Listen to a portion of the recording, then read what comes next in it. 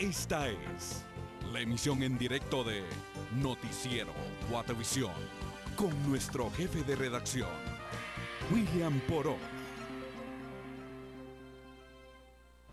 Buenas tardes, bienvenidos a esta emisión de noticias de Canal Guatevisión, lunes 11 de agosto de 2014. Iniciamos de inmediato con lo más importante que ocurre a nivel nacional. Pero en esta ocasión también le damos un vistazo a lo más importante ocurrido, como siempre, en el mundo con mi compañera María Alejandra Martínez.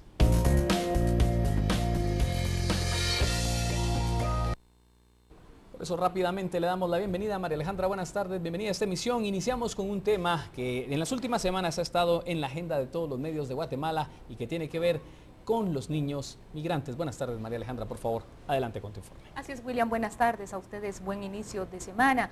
Vamos a iniciar este bloque informativo con un tema que ha sido problemática desde hace varios años, pero que ahora nos mantiene más a la expectativa, y se trata, como tú lo dices, de los niños inmigrantes que permanecen en Estados Unidos. Pues bien, vamos entonces directo con esta noticia. Iniciamos de inmediato. El compromiso del presidente de Estados Unidos, Barack Obama, de acelerar la deportación de niños inmigrantes centroamericanos está chocando con la opinión de la mayoría de los estadounidenses, que dicen que se deberían permitir a los menores permanecer en Estados Unidos al menos por un tiempo. Los resultados de un sondeo de la cadena de noticias Reuters destaca la complejidad del asunto de los niños inmigrantes para Obama, que ha buscado enfatizar su sentido de compasión al tiempo que insiste en que su gobierno pretende enviar de vuelta a casa a la mayoría de jóvenes, muchos de los cuales buscan huir de la violencia en sus países de origen. El sondeo, realizado entre el 31 de julio y el 5 de agosto, encontró que más del 51% de los estadounidenses cree que los menores que viajaron solos y fueron detenidos en la frontera entre Estados Unidos y México deberían recibir autorización para permanecer en territorio estadounidense por cierto tiempo.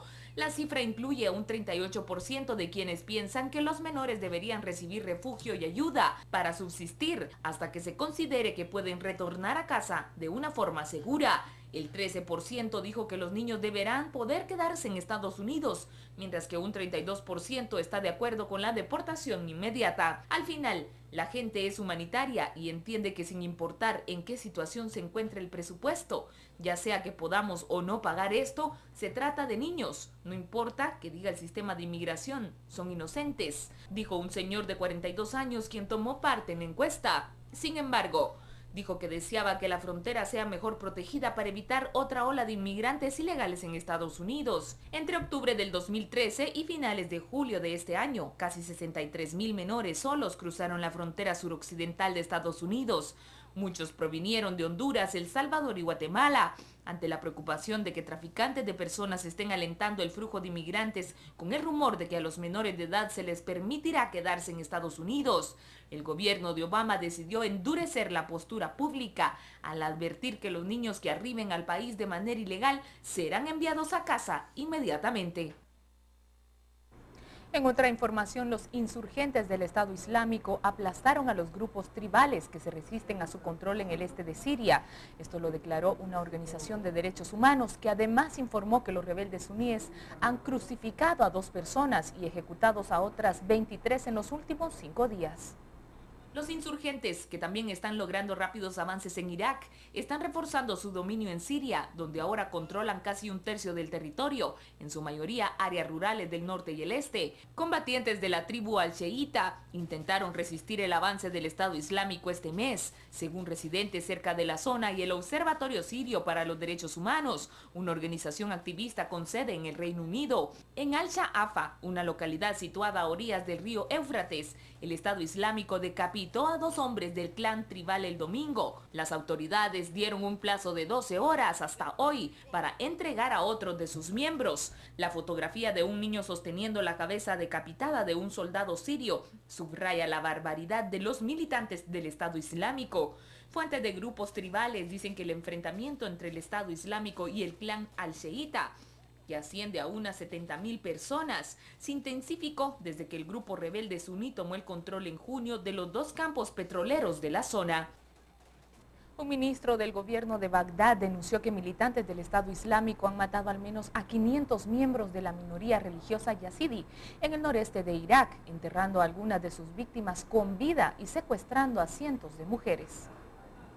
El ministro iraquí de Derechos Humanos dijo que tenía pruebas de que los militantes sunitas habían arrojado a los yazidíes asesinados en fosas comunes y que habían mujeres y niños entre los que fueron enterrados con vida. Cerca de 300 mujeres habían sido obligadas a la esclavitud.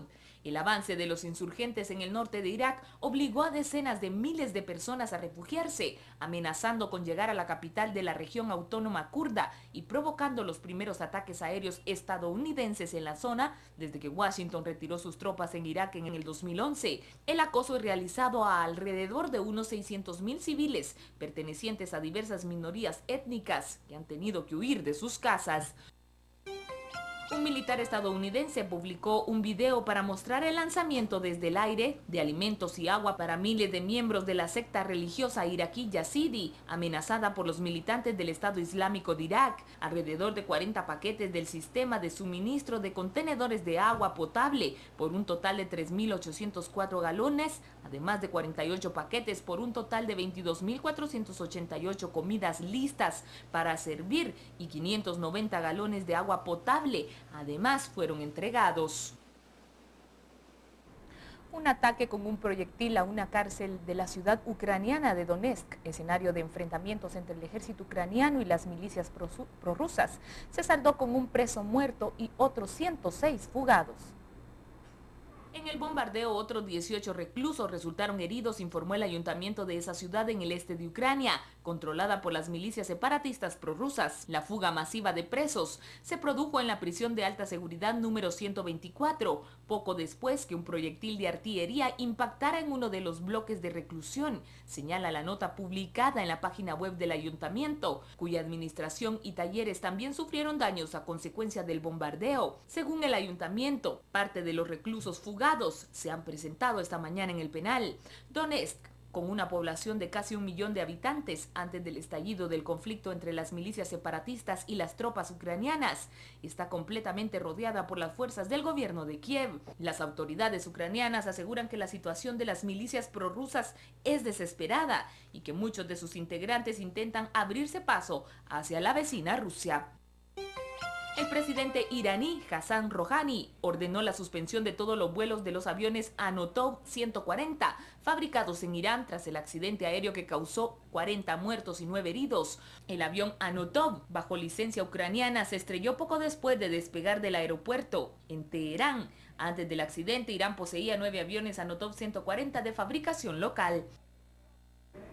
En otro orden informativo, el tifón Halong se degradó hoy a depresión tropical a su llegada al mar de Japón, pero a su paso por el oeste del país dejó 11 muertos, 2 desaparecidos, decenas de heridos y más de 500.000 evacuados, además de cientos de vuelos cancelados.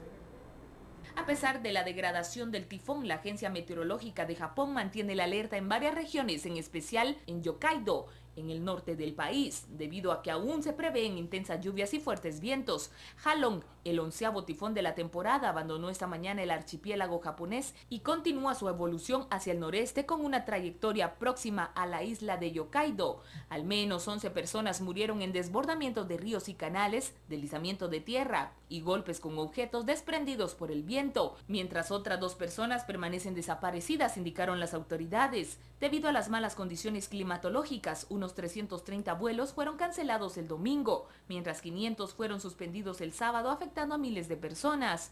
El tifón originó inundaciones en otras regiones del centro de Japón como Tokai, Chiba o Kanto, la más poblada del país y donde se ubica el área metropolitana de Tokio, provocando la suspensión de algunas líneas ferroviarias de alta velocidad y el cierre de carreteras. El primer ministro ucraniano Tayyip Erdogan ganó ayer la primera elección presidencial de la historia de Turquía. Lo llamó a un proceso de reconciliación social, aunque sus críticos temen que aumente el autoritarismo del Estado. Partidarios hicieron sonar las bocinas de sus automóviles y ondearon banderas en las calles de la capital, luego que canales de televisión anunciaron la victoria de Erdogan por un 51.8% de los votos. La gente ha expresado su voluntad, dijo el islamista, moderado de 60 años. Poco después, en su primer discurso como presidente electo desde el balcón de la sede de su partido, pareció aludir al temor de sus opositores. Durante una década con Erdogan como jefe del gobierno, Turquía ha surgido como una potencia económica regional. Erdogan ha gozado de un sólido respaldo de conservadores religiosos para transformar a la República laica, fundada por Mustafa Kemal en 1923. Sus críticos temen que como presidente, Erdogan, que se apoya en el Islam político y no tolera a los disidentes, alejaría más al país de la OTAN y candidato a ingresar a la Unión Europea. Su elección, dicen los opositores, podría llevar a crear un Estado cada vez más autoritario. En nuestra emisión de las 6 y 9 de la noche les presentaremos un aparatoso rescate de más de 200 inmigrantes que han tratado desde ya hace varios días llegar hacia Italia. Lamentablemente este tipo de situación se sigue repitiendo en ese país. Ya varias personas han fallecido en su intento de llegar a Italia, como bien lo dices. Muy bien, entonces más adelante tendremos información al respecto de este tema en las emisiones de Noticiero Guatevisión de las 6 y de las 9 de la noche. Gracias María Alejandra por el informe internacional. Vamos a la pausa y cuando volvamos... Vamos a corte comercial, recordándole que tiene una cita con A Fondo de Noticiero Guatevisión los jueves. El robo de datos en RENAP pone en el ojo del huracán a las autoridades del registro